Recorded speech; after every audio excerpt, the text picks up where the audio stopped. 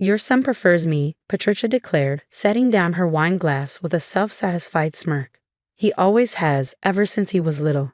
I'm his mother, after all. The words hung in the air like poison at our weekly family dinner, but I kept my expression neutral as I cut into my chicken. My name is Sophia, and at 35, I'd spent the last decade navigating the treacherous waters of my relationship with my mother-in-law, Patricia Martinez. She'd made it her mission to remind me at every opportunity that I was an outsider in her perfect family dynamic with her son, Michael.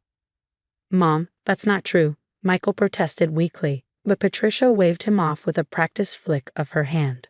Oh honey, remember last week when you chose to help me with my garden instead of going to Sophia's art exhibition? Actions speak louder than words. She threw me a triumphant glance across the dining table. I took a slow sip of water, thinking about the leather-bound diary hidden in my tote bag. The one I'd discovered 3 days ago while helping Patricia clean her attic. The one she had no idea I found, let alone read. Actually, I said carefully, Michael and I are hosting a family reunion next month. We'd love for you to help with the planning, Patricia. Her eyes lit up at the prospect of taking control, just as I knew they would. Well, of course, dear, you'll need my help to make it perfect. You know how particular our family is about traditions. Our family. The phrase made me want to laugh, considering what I'd read in that diary. The diary had been tucked away in an old hat box, buried under yellowing newspapers from 1993. I'd only found it because I'd accidentally knocked over the box while reaching for Christmas decorations Patricia had insisted we needed to sort through in the middle of summer. The first entry was dated June 15, 1993. I can't keep lying to everyone. James isn't Marcus's father. I don't know how much longer I can keep this secret, but I have to. The truth will destroy everything. Marcus, Michael's father, had passed away 5 years ago, never knowing the truth about his parentage. Patricia had built her entire identity around being the perfect Martinez family matriarch, keeper of traditions and bloodlines. But her diary told a different story. Sophia? Michael's voice pulled me back to the present. You okay? You seem distracted. I smiled at my husband, the man who'd always stood by me despite his mother's constant undermining. Just thinking about the reunion, I said truthfully, there's so much to plan. Patricia launched into a detailed analysis of what we'd need to do, where we'd gone wrong with previous gatherings, and how she'd help us avoid embarrassing the family name. Each time she emphasized family, I thought about the diary entries that would shatter her carefully constructed facade. We'll need to display the family photos, Patricia insisted. The ones showing 4 generations of Martinez men. It's important to remember our heritage. I nodded, thinking of the photo she prized most. The one of Marcus as a baby with his father, the man who, according to the diary, wasn't actually his father at all. And of course, she continued, we'll serve traditional Martinez family recipes. Sophia, dear, I know you try, but you never quite get them right. Let me handle the cooking. Michael squeezed my hand under the table, his usual response when his mother criticized me. But this time, I didn't eat his comfort. I had something more powerful than Patricia's barbs. I had the truth. As we cleared the dishes, Patricia cornered me in the kitchen. I know what you're trying to do, she said, her voice low. Hosting the reunion, playing the perfect daughter-in-law. But remember, I'm the one who raised him. I'm the one who knows all our family secrets. I met her gaze steadily. We all have secrets, Patricia. Some just take longer to come to light than others. Something flickered in her eyes, uncertainty, maybe fear, but it passed so quickly I might have imagined it. She patted my cheek condescendingly. Oh, sweetheart, you really should learn your place in this family. As we drove home that night, Michael apologized for his mother's behavior, as he always did. I don't know why she's like this with you. She wasn't always so controlling. I thought about the diary entries describing a young Patricia, terrified of losing her position in the prestigious Martinez family, desperate to keep her secret. People do extreme things to protect what they think they might lose, I said. What do you mean? He asked. Nothing specific, I replied, patting my bag where the diary sat. Just something I've observed. By the way, I have some ideas for the reunion. I think it's time we did things a little differently. Michael smiled, clearly relieved I wasn't upset by his mother's behavior. Whatever you want, honey. It's about time we made some changes to these family traditions anyway. If only he knew just how many changes were coming. I had a month to prepare for the reunion, and I intended to use every day of it. Patricia had spent 30 years building her life on secrets and lies, using them to maintain her control over the family. She thought she was untouchable, the keeper of family traditions and secrets. But as I learned from her own written words, the biggest secrets have a way of coming out, especially when someone knows exactly where to look. The family reunion wouldn't just be about displaying old photos and serving traditional recipes. It would be about truth, long buried but finally ready to see the light of day. I just hoped Michael would understand why I had to do this. Some truths hurt, but lies poison entire generations. It was time for the Martinez family to face reality, whether Patricia was ready or not. That night, I stayed up late reading more of the diary entries, each page revealing new layers of Patricia's deception. The truth about Marcus's father was just the beginning. There were other secrets, other lies, all carefully maintained to preserve her image as the perfect Martinez matriarch. The family reunion was exactly 1 month away. Patricia had no idea that her careful house of cards was about to come crashing down, and I would be the one to blow it over. Over the next few weeks, I meticulously planned every detail of the reunion while Patricia hovered, criticizing and correcting my every decision. Each time she insisted on doing things the Martinez way, I thought about the diary safely stored in my home office. "Those centerpieces are all wrong," Patricia declared, rearranging the flowers I'd selected. "Martinez gatherings always have red and gold, our family colors." She paused, looking at me pointedly. "But of course, you wouldn't understand the significance." I kept arranging the white and silver decorations I'd chosen. "Actually, I've been doing some research into family history. Did you know the original Martinez family colors were white and silver back in 1960? Patricia's hand froze mid-arrangement. That's not possible. We've always used red and gold." "No," I said quietly, "you started using red and gold in 1993, right after you married Marcus." The color drained from her face, but she quickly recovered. "You're mistaken." Now about the seating arrangements, but I wasn't mistaken. The diary had detailed how Patricia had systematically changed family traditions after her marriage, erasing the old to establish her new narrative. The colors, the recipes, even the family prayers, all modified to hide her deception.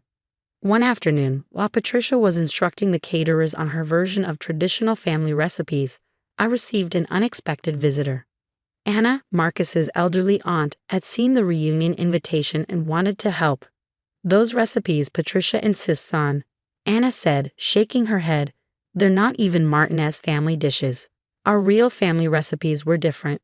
She pulled out a weathered cookbook. "I found this recently. It belonged to Marcus's grandmother." I carefully opened the cookbook, discovering pages of handwritten recipes that bore little resemblance to Patricia's traditional dishes. Another piece of evidence supporting what I'd read in the diary. Patricia changed so much when she married Marcus. Anna continued, her eyes distant. "We all thought it was strange, but she was so insistent about everything being proper and traditional. Marcus just wanted to make her happy." I made copies of the original recipes, tucking them away with my other discoveries. The truth was building, piece by piece. Michael noticed my increased interest in family history, but interpreted it as enthusiasm for the reunion. "Mom's really getting to you with all this tradition stuff, huh?" he teased one evening.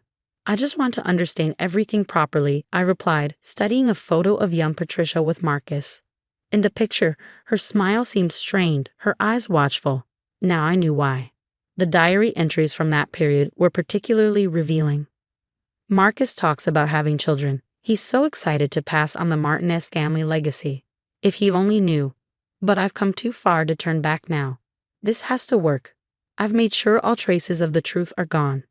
But Patricia hadn't eliminated all traces.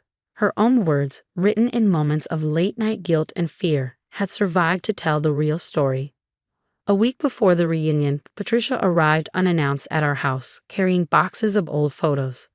"These need to be displayed prominently," she insisted, "especially this one of Marcus with his father."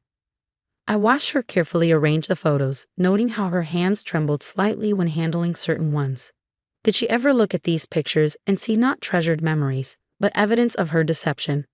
"You know," I said casually, "I found some interesting old family documents while preparing for the reunion. Would you like to see them?" Patricia's head snapped up.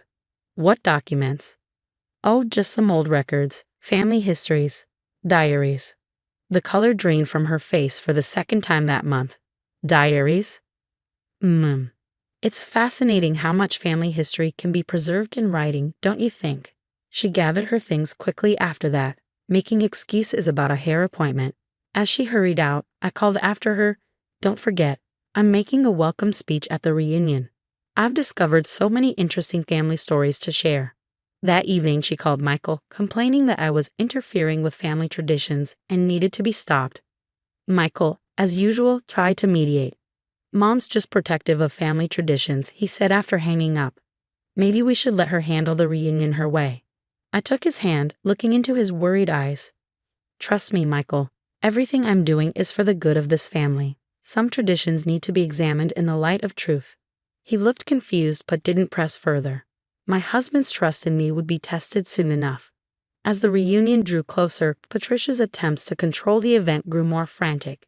She called daily with demands and changes, each one aimed at maintaining her version of family history.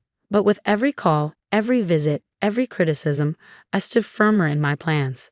The diary's final entry, dated just weeks before her marriage to Marcus, read, "Tomorrow I become Mrs. Martinez. Everything is arranged perfectly. No one will ever know the truth. This is my family now, and I'll do whatever it takes to keep it that way." But Patricia's time of keeping secrets was coming to an end. The reunion was 3 days away, and I had prepared everything. The original family recipes, the old photographs I'd discovered in Anna's attic, and most importantly, the truth that would finally set this family free from decades of lies. I just hoped that when the dust settled, there would be something left to rebuild.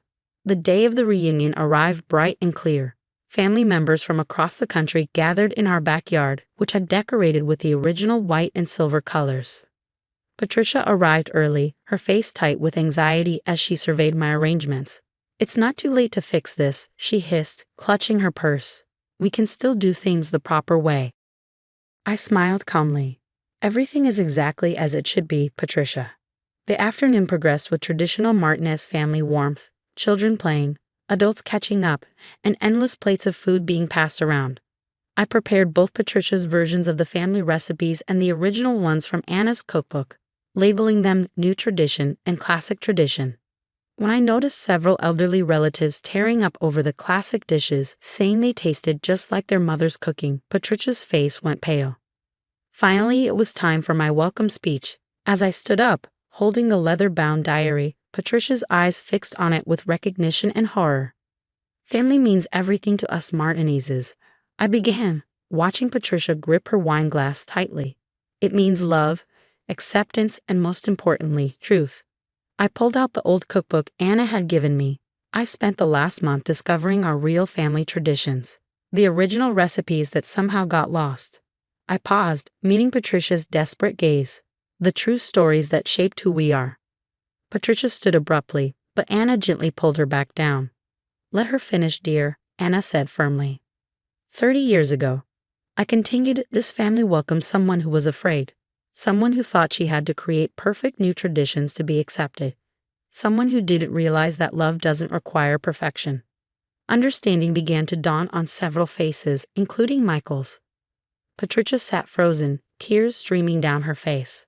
"Patricia," I said softly, "you didn't need to change everything about yourself or this family to belong.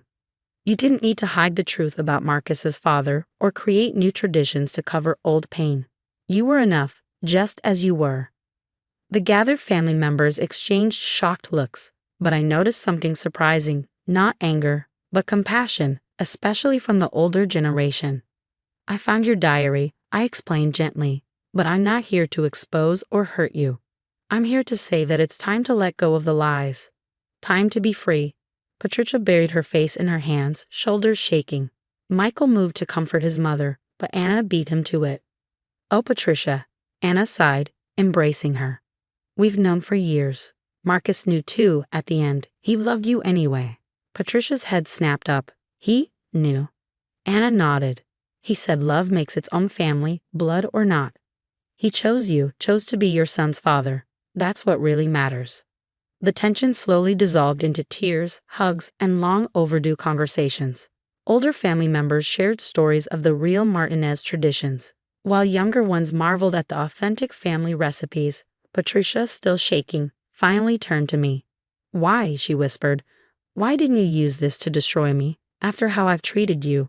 I took her hands in mine, because that's not what family does. Real family accepts, forgives, and grows together. I learned that from the Martinezes, the real ones, not the perfect image you tried to create. Michael wrapped his arms around both of us. Mom, he said softly, I love you. Nothing changes that. But maybe it's time to let go of trying to be perfect and just be real. Patricia nodded slowly, decades of tension visibly leaving her shoulders. The real recipes are better anyway, she admitted with a weak smile. I never could get them quite right. As the sun set on our gathering, the family had transformed. Gone was the rigid adherence to Patricia's invented traditions, replaced by a genuine celebration of both old and new. Children ran around learning original Martinez games, while Patricia, finally relaxed, shared stories of her own childhood. You know, she said to me later, as we cleaned up together, I think I've spent so long being afraid of losing this family that I forgot how to actually be part of it. I handed her a plate to dry. Well, now you can start fresh. No more perfect Martinez matriarch, just Patricia, exactly as you are. She paused, then said quietly, Thank you, Sophia, for finding a way to tell the truth that didn't break us.